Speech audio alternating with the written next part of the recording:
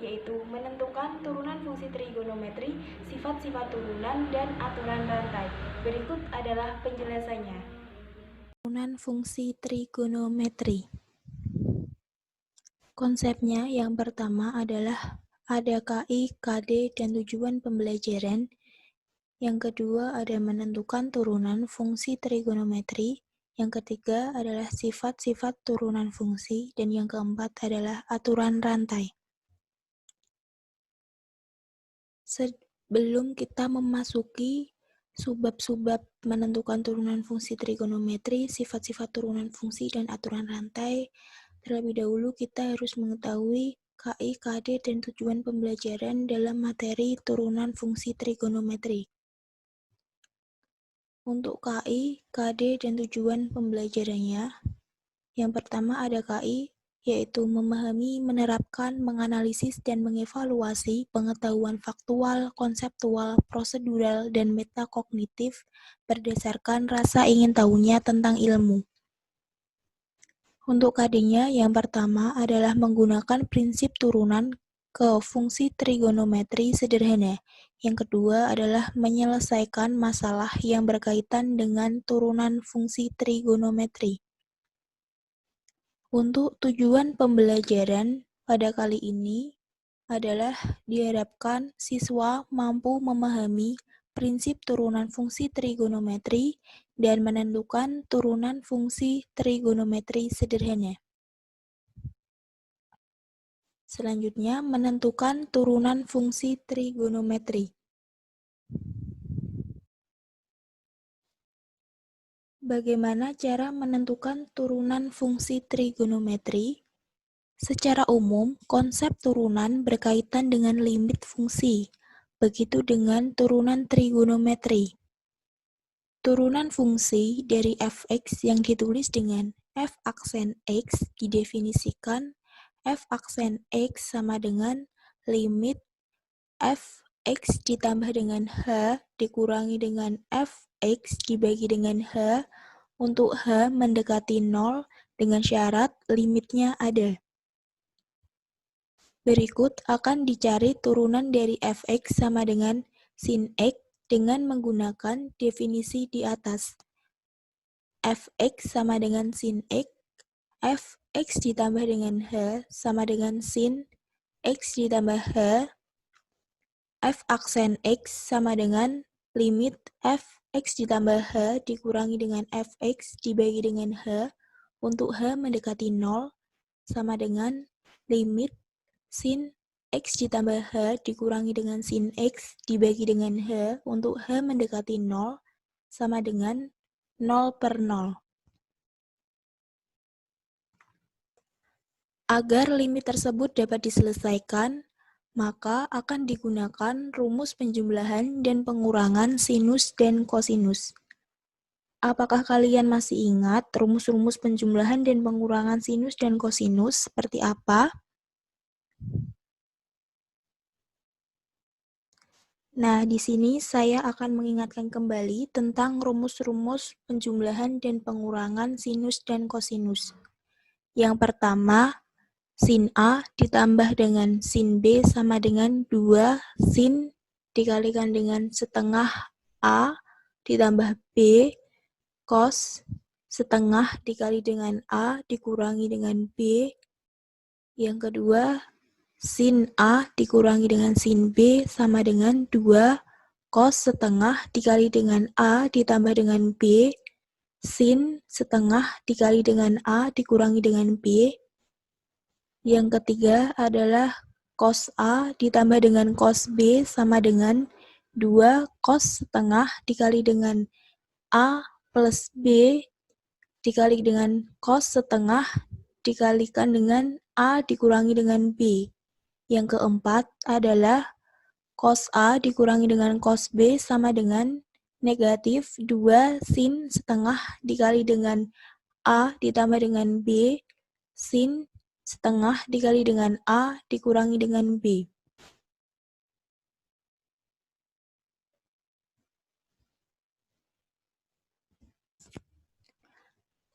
Langkah yang pertama adalah misalkan A sama dengan X plus H dan B sama dengan X, maka diperoleh sin X ditambah H dikurangi sin X sama dengan 2 cos setengah kali X ditambah H ditambah X sin setengah dikalikan dengan X ditambah H dikurangi dengan X sama dengan 2 cos setengah kali 2X ditambah H dikali dengan sin H per 2. Ini tadi menggunakan rumus aturan penjumlahan dan pengurangan sinus dan kosinus yang poin nomor 2.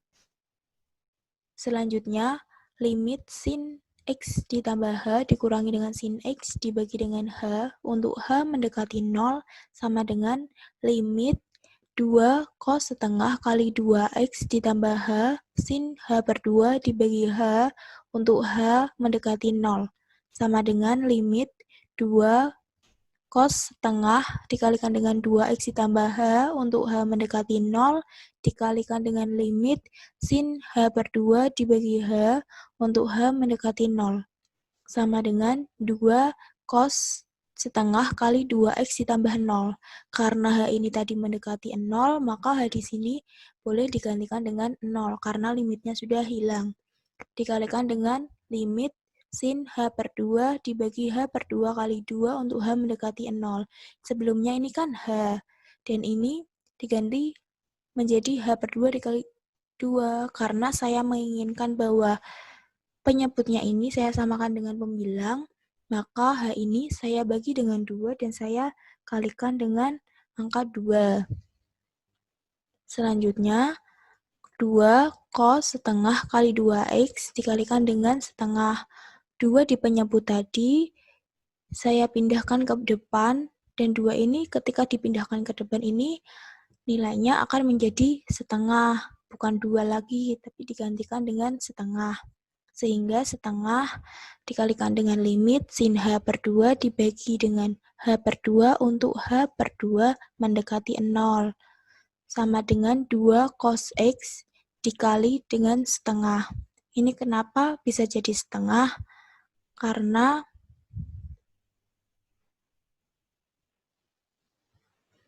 menurut aturan limit fungsi trigonometri, bahwa limit sin X dibagi dengan X untuk H mendekati 0 sama dengan limit X per sin X untuk H mendekati 0 ini nilainya 1.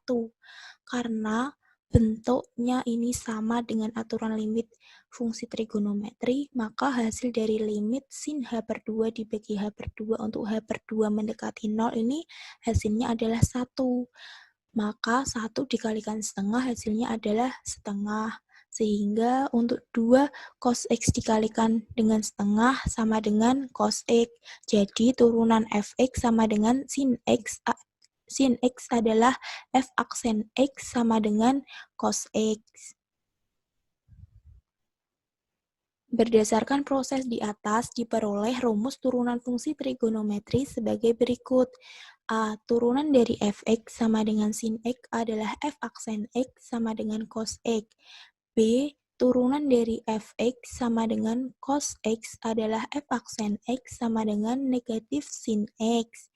C. Turunan dari Fx sama dengan sin AX adalah F aksen X sama dengan A kali cos AX.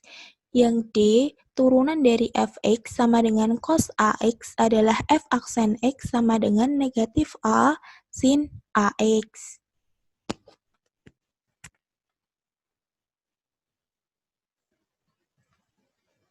Selanjutnya adalah sifat-sifat turunan fungsi.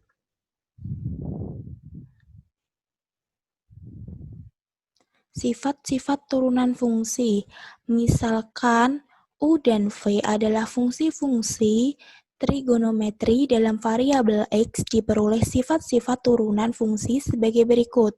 A. Turunan Y sama dengan K kali U adalah Y aksen sama dengan K dikalikan dengan U aksen, atau DY per DX sama dengan K dikalikan dengan DU per DX, dengan K merupakan konstanta.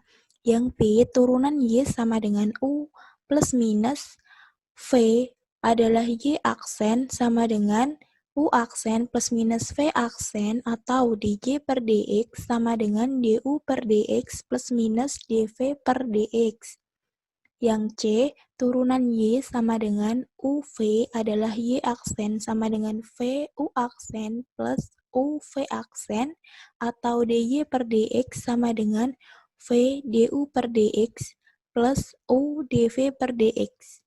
Yang D, turunan Y sama dengan U pangkat N adalah Y aksen sama dengan N dikalikan dengan U pangkat N dikurangi 1 dikali dengan U aksen atau dy per dx sama dengan N dikalikan dengan U pangkat N dikurangi dengan 1 du per dx.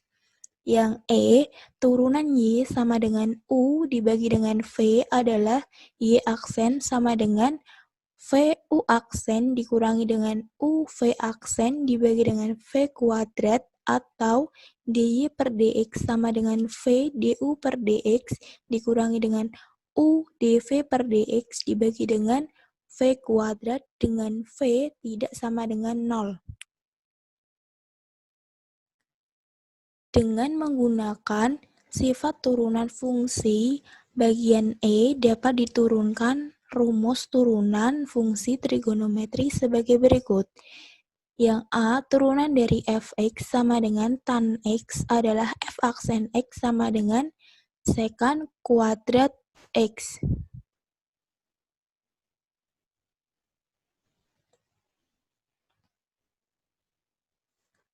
Menentukan turunan tan x. Menentukan turunan dari tan x dapat menggunakan rumus turunan fungsi bagi hasil. Apa itu rumus turunan fungsi hasil bagi? Apa kalian masih ingat? Turunan fungsi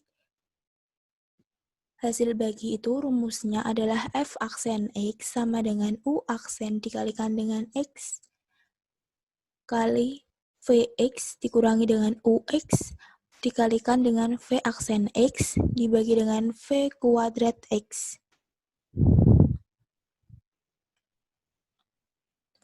Maka fx sama dengan tan x sama dengan sin x per cos x.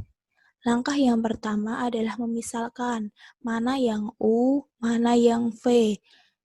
Di sini dimisalkan bahwa u adalah sin x dan v adalah cos x. Turunan dari sin x adalah cos x dan turunan dari cos x adalah negatif sin x. Sehingga f aksen x sama dengan u aksen dikali v dikurangi dengan u dikalikan dengan v aksen dibagi dengan v kuadrat sama dengan ini kita bisa memasukkan satu per satu. Misalkan di sini kan u aksen adalah cos x dimasukkan di sini. Untuk v, cos x juga dimasukkan di sini, dikurangi dengan u adalah sin x, dikalikan dengan v aksen, dikalikan dengan negatif sin x dibagi dengan v-nya tadi cos x, berarti cos kuadrat x. Sehingga hasilnya adalah secant kuadrat x. Jadi, turunan dari fx sama dengan tan x adalah f aksen x sama dengan secant kuadrat x.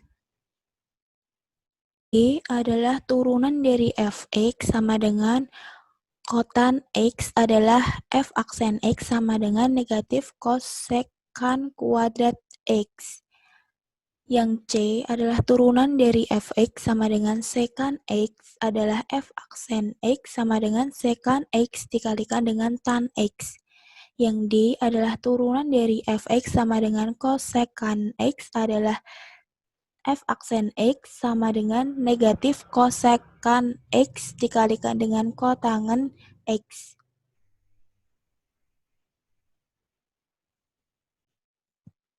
Selanjutnya adalah contoh soal yang pertama, fx sama dengan 10 sin x ditambah dengan 3 cos x. Untuk penyelesaiannya, turunan dari sin adalah cos, dan turunan dari cos x adalah negatif sin x, sehingga 10 cos x ditambah dengan 3 dikalikan dengan negatif sin x, sama dengan 10 cos x dikurangi dengan 3 sin x. Untuk contoh yang kedua adalah fx sama dengan 2 sin x ditambah dengan cos x dibagi dengan sin x. Untuk penyelesaiannya, yang pertama kita misalkan dulu U dan V. Untuk U-nya adalah 2 sin X ditambah dengan cos X, dan untuk V-nya adalah sin X. Untuk U aksenya adalah 2 cos X dikurangi dengan sin X, dan untuk V aksennya adalah cos X. Fx sama dengan U aksen V dikurangi dengan U V aksen dibagi dengan V kuadrat. Ini tadi selanjutnya kita memasukkan untuk U aksen ini tadi udah dimisalkan 2 sin X ditambah dengan cos X dimasukkan di sini, dan untuk V-nya dimasukkan sin X, untuk U-nya adalah 2 cos X plus sin X, dan untuk V aksennya tadi adalah cos X dibagi dengan V kuadrat. Untuk V-nya tadi sin X, berarti di sini dituliskan sin kuadrat X. Sehingga hasilnya adalah negatif sin kuadrat X dikurangi cos kuadrat X dibagi dengan sin kuadrat X sama dengan negatif sin kuadrat X ditambah dengan cos kuadrat X dibagi dengan sin kuadrat X sama dengan negatif 1 per sin kuadrat X. Sama dengan negatif kosekan kuadrat X.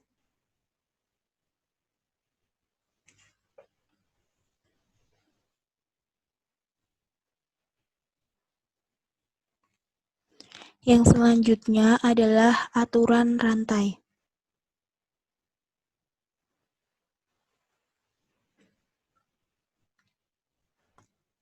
Aturan rantai. Misalkan Y sama dengan FU dalam kurung X, fungsi tersebut juga dapat ditulis Y sama dengan F bundaran U X. Misalkan fungsi F dan fungsi U mempunyai turunan, maka turunan F terhadap U adalah dF per du atau dy per du, dan turunan U terhadap X adalah du per dx. Selanjutnya, turunan F terhadap X adalah Y aksen sama dengan dy per dx sama dengan dy per dx dikalikan dengan du per dx. Rumus perkalian dj per du dan du per dx untuk menentukan Y aksen sama dengan dy per dx disebut aturan rantai.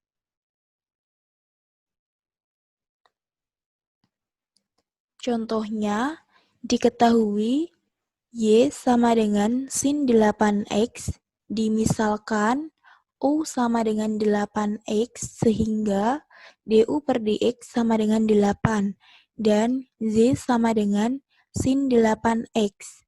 Ditulis menjadi Y sama dengan sin U sehingga dy per du sama dengan cos U. Karena 8X tadi kan diganti dengan U, maka di sini mengikuti permisalan tadi, yaitu U. Sehingga Y aksen sama dengan dy per dx sama dengan dy per du dikalikan dengan du per dx. Sama dengan tadi dy per du kan cos U. Di sini dituliskan cos U dikalikan dengan du per dx. Du per dx tadi adalah 8. Jadi cos U dikalikan dengan 8 sama dengan 8 cos U.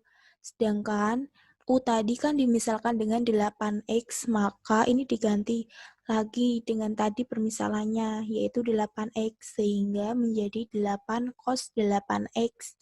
Jadi turunan pertama Y sama dengan sin 8X adalah Y aksen sama dengan 8 cos 8X.